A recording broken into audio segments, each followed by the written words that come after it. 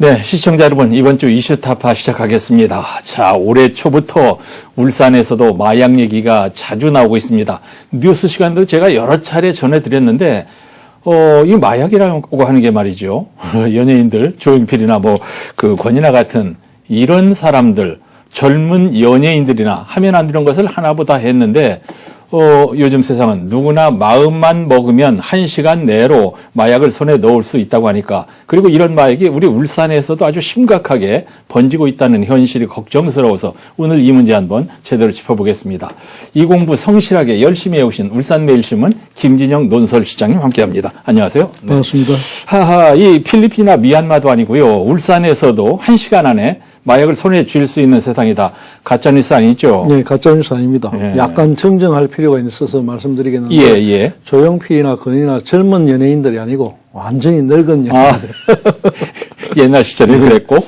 제가 이제 마약 이야기가 나오니까 마약과의 첫 만남을 한번 이야기해 드리고 싶은데. 김 이사님이? 예. 첫 만남? 했단 얘기예요? 그건 아니고.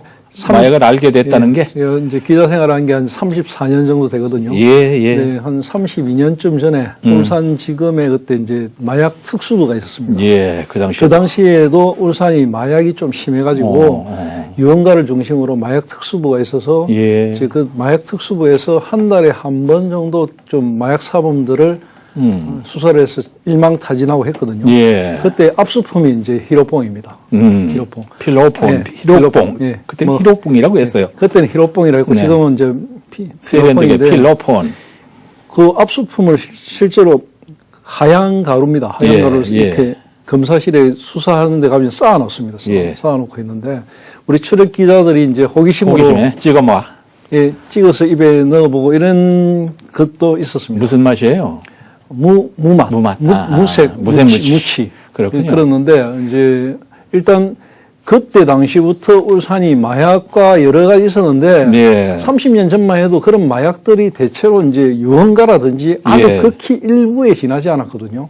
그런데 이게 이제 지금 한 30년 동안 진화를 거듭해가지고 일반화돼 버렸고 1시간 안에 마약을 손에 쥘 수 있는 세상. 이게 거짓말이 아닌 세상이 됐습니다. 통계만 한 가지 이야기하자면 울산경찰청이 지난 3월 1일부터 2달 동안 울산시를 중심으로 해서 집중적으로 한번 마약류 사범 특별 단속을 했거든요.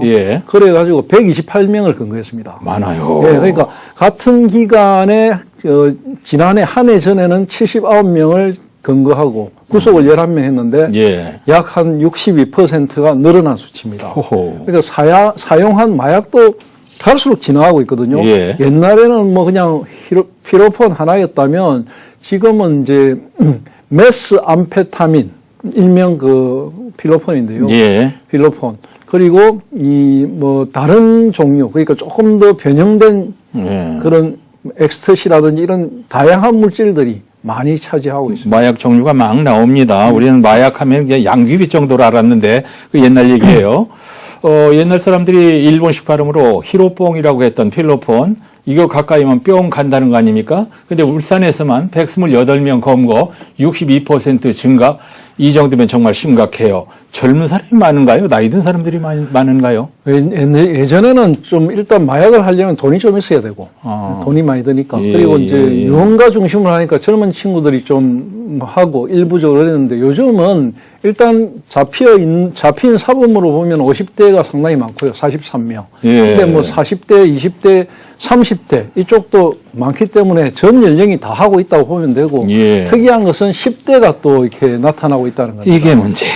그러니까 10대가 SNS나 이런 걸로 그만큼 이제 손쉽게 접할 수 있게 됐다. 이 부분을 주목해야 한다. 이게 이제 수사를 담당하고 있는 사람들의 지적입니다. 큰일 났습니다. 10대들은 못 모르고 호기심이라 치고 50대 이상이 훨씬 많은 건 이건 정말 뜻밖입니다. 이제 마약하면 연예인들이 이제 맨정신으로 좀 이제 쑥스러우니까 흥을 한껏 올리려고 하는 것이거나 또 유흥가에서 휩쓸려가지고 하는 것쯤으로 생각해 왔는데 이제 그런 생각 자체가 호랑이 담배 피던 시절 얘기가 된 것 같습니다. 우리나라 마약 문제, 울산의 마약 실태 정말 큰일 났네요. 지금 울산의 기관장들을 중심으로 릴레이로 지금 마약을 없애자, 마약 캠페인을 하고 있거든요. 네. 하고 있는데 이게 마약 청정국, 마약 청정 도시 이런 이야기 많이 해왔거든요. 예. 하는데 이제는 그게 옛말이 됐고요. 예. 우리 사회 전체가 이제 마약의 늪에 빠져서 중독되고 있다. 예. 이런 상황이라고 하는 것이 정답입니다. 예. 말씀하신 대로 연예인, 뭐 재벌가 자녀, 유학생 이런 일부층만 손을 대던 그런 마약의 시대는 끝났고요. 예. 누구나 손쉽게 마약에 접근할 수 있는 최악의 상황이 도래하고 있습니다. 단속과 감시를 피해서 추적이 어려운 온라인 채널, 마약 유통로 예. 이런 부분들이 급부상하면서 일반 회사원, 가정주부, 청소년까지 마약에 노출되는 경우가 많아졌습니다. 그리고 예. 마약을 범죄에 이용하고 마약을 돈벌이 수단으로 이용하는 거 예. 이게 이제 일반화되고 있는 그런 추세입니다. 그 국회 자료를 보면은 예. 지금 경찰에 근거된 마약 사범이 지난해에 12,300여 명 되는데요. 예. 이 가운데 3,900여 명이 인터넷을 통해서 마약을 사고 팔았습니다. 5년 전에 마약 사범이 8,100여 명이었고 그 중에서 한 1,500여 명이 이제 근거된 것과 비교하면은 예. 100%가 넘게 아이고. 증가한 수치입니다. 예. 특히 SNS에 익숙한 10대 젊은 층의 마약 사범 비중 이게 예. 급격하게 늘어나는 거 이게 우리 사회의 가장 큰 문제인데요. 지난해 근거된 10대 마약 사범은 294명으로 해마다 큰 폭으로 늘어나고 있는 추세입니다. 예. 우리나라 그 영화가 세상에 주목을 받고 있는 건 참 좋은데 영화에 마약이 너무나 자주 나와요. 드라마나 영화에서 흡연 장면이 너무 멋지게 나오니까 이제 청소년들이 그거 멋진 흉내낸 것처럼 이 마약 영화도 일조로 한 게 아닌가 그런 생각이 듭니다. 처음에 얘기한 대로 1시간 안에 마약을 구입할 수 있다는 말이 실감이 나는 대목이에요. 맞습니다. 지금 방금 말씀하신 대로 이게 지금 우리 사회가 사실은 이 미디어 그리고 인터넷, SNS 이런 플랫폼들이 사실은 우리 사회의 마약 중독을 부추기고 있다. 이렇게 예. 해도 과언이 아니고요. 네. 최근 몇 년간 10대, 30대까지 젊은 마약 사범의 수가 급격하게 증가하고 있는 이유도 바로 이 점 때문입니다. 예. 그리고 핵심적인 부분은 그만큼 마약을 접하기가 쉬워졌다는 것입니다. 예. 마약 거래가 과거에 굉장히 점조적이었고 아주 범죄 조직을 중심으로 이렇게 움직였는데 지금은 온라인 거래로 더욱더 엄밀하게, 예. 더욱더 우리가 잘 알 수 없는 그런 루트로 막 파고들고 있거든요. 예. 그런데 SNS에 아주 친숙한 세대들은 이게 좀 쉽습니다. 예. 특히 SNS와 인터넷이 익숙한 젊은 층들은 텔레그램이라든지 이런 마약 거래를 주로 하는 그런 플랫폼을 통해 가지고 예. 마약을 쉽게 구매할 수 있거든요. 실제로 마약을 끊기 위해서 치료소를 찾고 있는 젊은 층들, 우리 언론사가 여러 경로를 통해서 취재를 했고 예. 그 사람들에게 인터뷰도 여러 가지 했는데 해보면 사실상 직접 시연까지 해볼 수 있다. 시연까지 해본 사례도 있습니다. 예. 그래가지고 텔레그램에 접근해가지고 코인을 주고받으면서 1시간 안에 마약을 손에 쥐는 그런 걸 직접 시연을 하고 있거든요. 예, 예. 그런 그냥 떠도는 이야기가 아니고 현실이라는 이야기입니다. 예. 이제 방송으로 많이 이렇게 하다 보니까 들은 얘기가 있는 게, 대면하지 않고, 던지기 수법이라고 하나요? 자기들끼리. 그렇죠. 그 던지기 수법뿐만 아니고, 이게 다양합니다. 이번에 네. 이제 제가 오늘 방송을 위해서 이제 여러 가지 사범 사례들을 쭉 한번 살펴봤는데요. 예. 보통이 아니고 예를 들어 우편함에 넣어두는 것은 원시적인 방법이고 그냥 우리 시외기의 밑부분이라든지 예. 아니면 원룸이라든지 연립주택이라든지 아파트 쪽에 감출 수 있는 특별한 지역에 숨겨놓고 이걸 SNS로 어디에 있다고 알려줍니다. 예. 그러면 바로 찾아가는 것이기 때문에 예. 그리고 아주 작은 것이 돌돌 말아가지고 어디에 딱 꼽아놓으면 그건 아무도 모르고요. 못 찾죠. 예, 그런 식으로 거래를 하고 있다고 합니다. 이제 얼마 전에 울산에서 전국적인 규모의 조직 폭력이 끼어 있는 마약 사범이 검거된 일이 있는데 그 사건에서도 마약이 일반화되고 있다는 게 증명이 되지 않습니까? 바로 말씀하신 그 사건은 굉장히 충격적인 사건이었는데요. 예. 울산의 한 주부가 50대 주부입니다. 50대 주부가 경찰에 직접 자수하는 전화를 걸었거든요. 이게 1년 전입니다. 1년 전에 나는 마약을 끊고 싶습니다. 경찰관님 도와주세요. 이렇게 이야기를 한 겁니다. 그래서 경찰이 그때부터 수사를 시작했고요. 1년 동안 기획수사를 했습니다. 기획수사를 통해 가지고 점조직 형태의 마약 사범들을 쭉 수사를 벌여가지고 서울, 부산, 울산 등 전국의 점조직 형태로 활동하고 있는 마약 사범을 일망타진했습니다. 이거는 필로폰, 즉 메스암페타민과 신종 마약인 합성대마 이런 부분을 점조직 형태로 판매해 왔는데요. 당시에 판매책 1당 그리고 투약자 등 55명이 무더기로 전국적인 경우입니다. 울산만이 아니고 전국에 분포해 있는 사람들을 울산 경찰이 검거를 했습니다. 마약 사범들은 아마 울산을 좋은 시장으로 돈 나는 좋은 시장으로 알지도 모르겠어요.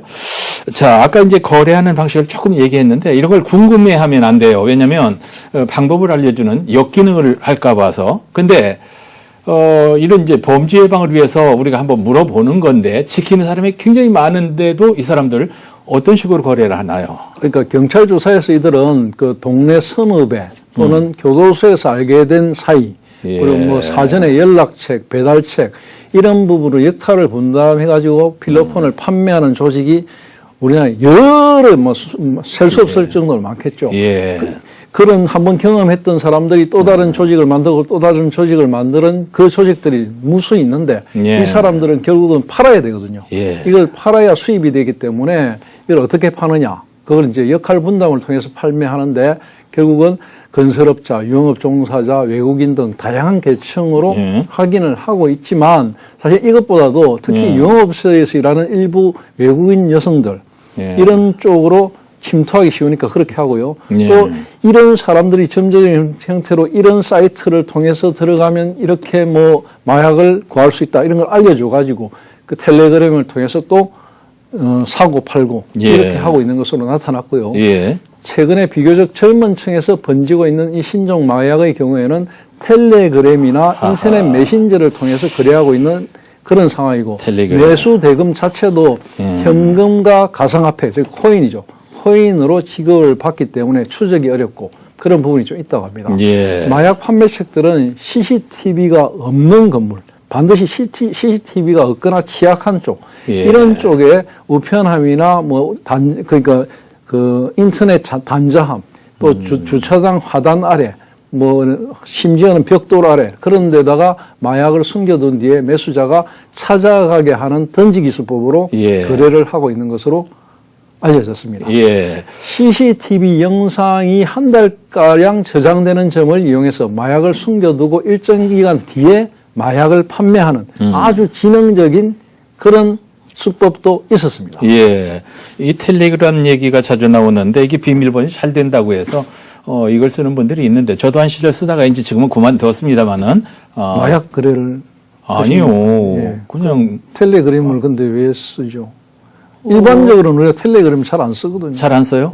아니 그거는 잘 이제 비밀이 노출되지 않기 때문에 그 이제 외국에 서버가 있지 않습니까? 알잖아요. 알면서 괜히 그러세요. 우리나라에 이제 동남아에서 온 근로자들이 많은데, 물론 일부겠지만은 이런 사람들 영향을 미쳤을 수도 있겠어요.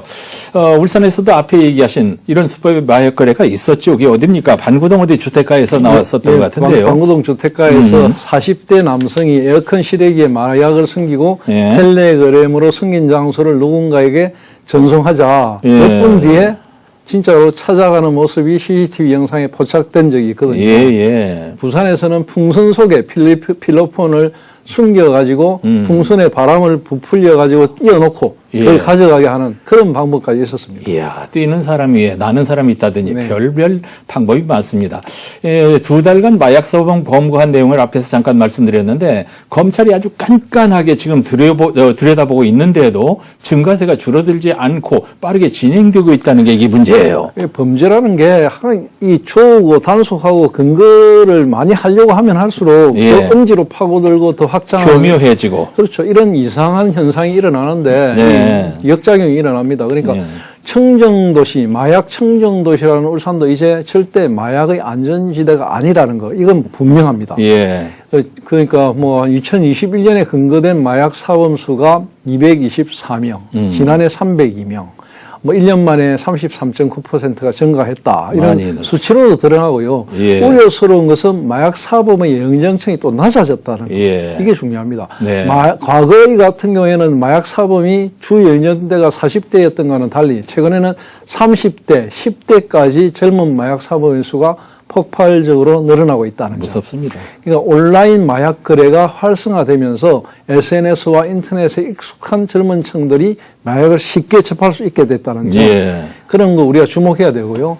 이들이 주로 스마트폰 메신저를 이용해서 온라인 비대면 거래와 선후배 등 친밀한 관계에 있는 몇몇 사람들끼리 점조직 형태로 움직인다는 점. 예. 마약 사범들 간의 거래를 통해서 필로폰을 매수해서 투약하는 것, 예. 이런 것들이 자꾸 꼬리에 꼬리를 물고 전해지고 있다는 것, 예. 이거 우리 중요하게 생각해야 됩니다. 마약을 팔다가 걸리면 이제 폐가 망신하고 인생을 망치는 건데도 10사람이 지키는데도 이렇게 한 건만 하면 아마 이게 뭐랄까 떼돈을 버는 모양이죠.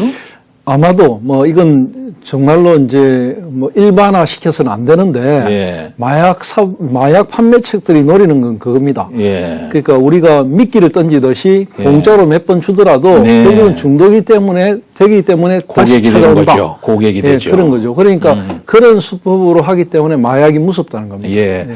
이제 절친한 정신과 전문의 한 분이 있는데 마약에 손을 댄 청소년들이 상담하러 온다네요. 이렇게 오는 거 그나마 다행이에요. 괜찮아요. 얼마 전에 하수처리장에서 마약이 검출된 뉴스가 있었는데 야, 이런 식으로. 이게 하수처리장에서 무슨 마약사물 잡나 했는데 그 얘기를 조금 해보실까요? 사람이 생활하면 오염된 물이 반드시 하수관을 따라서 하수처리장으로 가거든요. 예. 가게 돼 있으니까 마약 투약자들의 소변, 뭐 자연적으로 마약 성분이 하수에 녹아들 것이고요. 예. 그런 만큼 하수에서 나온 마약류 검출은 곧 마약을 사용했다는 증거가 됩니다. 예. 일부는 이런 이야기를 합니다. 뭐 굳이 마약 사범뿐만 아니더라도 일반적으로 우리가 먹는 약이라든지 뭐 약성분이라든지 병원에서 사용하는 주사기라든지 이런 데도 마약 성분이 있으니까 그런 것들 가지고 너무 호들갑 떠는 거 아니냐 이런 이야기를 하는데요. 그런데 이게 이제 우리가 사용하는 이 의약품에서 사용하는 마약류와 이런 마약 사범들이 사용하는 마약류 다르거든요. 그러니까 예를 들어 필로폰 계통은 일반적으로 우리가 의약품에 사용하지 않거든요. 예. 그런 것들을 보면 마약 사용 시태를 알려주는 지표로서 하수의 분석이 필요하다고 생각되고요. 예. 그걸 통해서 마약의 안전한 도시가 맞는가 아닌가 이런 것을 좀 판별하는데 어떤 지표가 된다고 생각합니다. 예. 이 말씀하신 조사는 식품의약안전처가 해마다 하는 조사인데 지난해 실시한 하수역학 기반 불법 마약류 조사 이런 형태, 여기에서 드러난 내용입니다. 이 조사는 하수처리장에서 시료를 채취해서 잔류 마약류의 종류, 양을 분석해가지고 하수의 유량 이런 것과 비교해서 인구 대비해서 마약류를 사용하는 게 어느 정도 인구가 사용하고 있다. 이런 것을 추정하는 방식인데요. 심각한 상황이라는 점을 반영하고 있다고 볼 수 있습니다. 예. 우리나라 그 올림픽 이럴 때 우리나라에서 이제 운동선수들 금기 약품 먹은 거 말이죠. 예. 그런 걸 잡아내는 기법 보면 참 기발합니다. 이건 아주 이제 새로운 수사 기법인데 마약 투약한 사람들의 소변에서 섞여 나오는 성분을 분석하는데 그것을 하수처리장에서 시료를 채취해가지고 배출된 마약의 종류 또 양을 분석해내는 수사 기법. 뛰는 마약에 나는 과학수사 기법입니다. 자, 이렇게 해서 울산에서는 어떤 결과 나왔죠, 그때? 울산에서는 지난 3년간의 하수처리장에서 나온 것들을 분석해 보니까 필로폰이라든지 암페타민, 엑스트시 그런 그 마약류 성분이 꾸준히 검출됐습니다. 울산 하수처리장에서 검출된 마약은 필로폰이 가장 많았습니다. 3년 평균치가 11.12mg으로 점차 줄어든 양상을 보였지만 다른 마약은 또 늘고 있다는 거 이게 문제고요. 울산에서 특히 암페타민 평균 사용 추정량이 높게 나왔고요. 암페타민은 강력한 중추신경 흥분제로 예. 불안, 불면, 공격성 이런 부작용을 일으킵니다. 아시다시피 방어진에서 있었던 그 마약 사범이 난동을 부린 거라든지 예. 또 뭐 옥동 주택가에서 난동을 부린다든지 이런 게 다 이런 마약을 먹고 흥분한 상태에서 일어난 일들이거든요. 예. 그러니까 정신분열에 이르는 그런 물질이기 때문에 굉장히 위험합니다.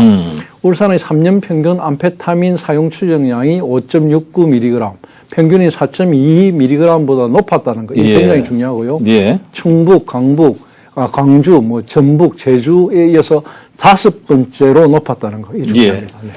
이게 말이죠. 지금 참 심각하게 생각되는 게 어떻게 이런 결과가 나왔는지 모르겠는데 충청도, 광주, 전주, 제주, 울산 지방에서 마약이 활개를 친단 말이죠.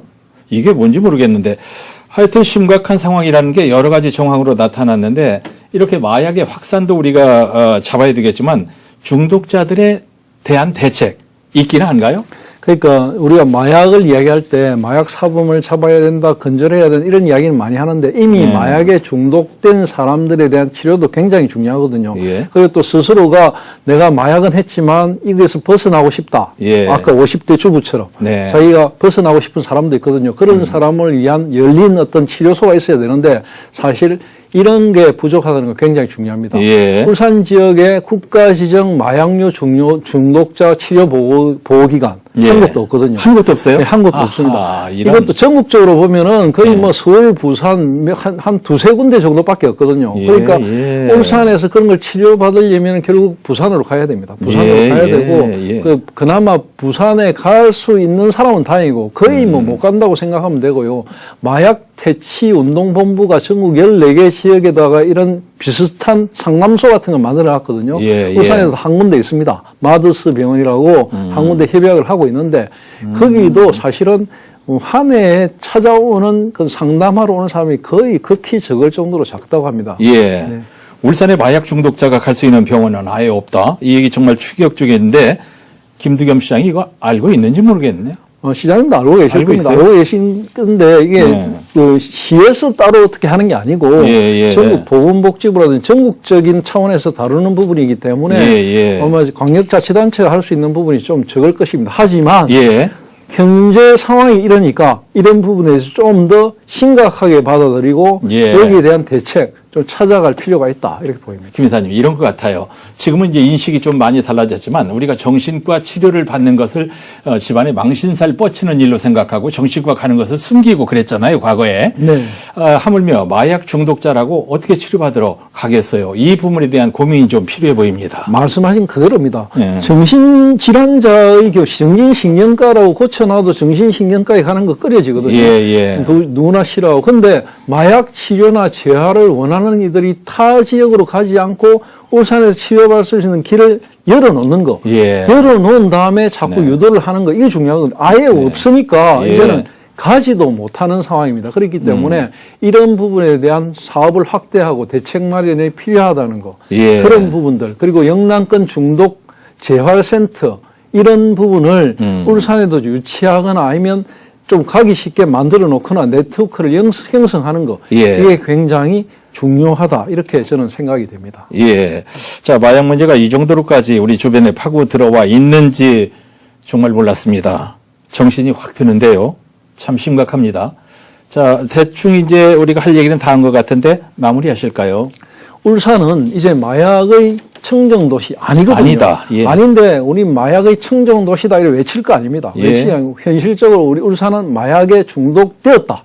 이렇게 바라보고 여기서부터 대책을 세워나가는 작업 이게 굉장히 중요할 것 같습니다. 예. 자, 오늘은 울산에까지 깊숙하게 들어와 있는 마약 문제를 자세하게 얘기해 봤습니다. 울산매일돈설실장 김진영 이사님 숙제 오시느라고 정말 고생 많으셨고요. 시청자 여러분, 다음 시간에도 더 나은 이슈를 가지고 찾아뵙겠습니다. 감사합니다. 고맙습니다.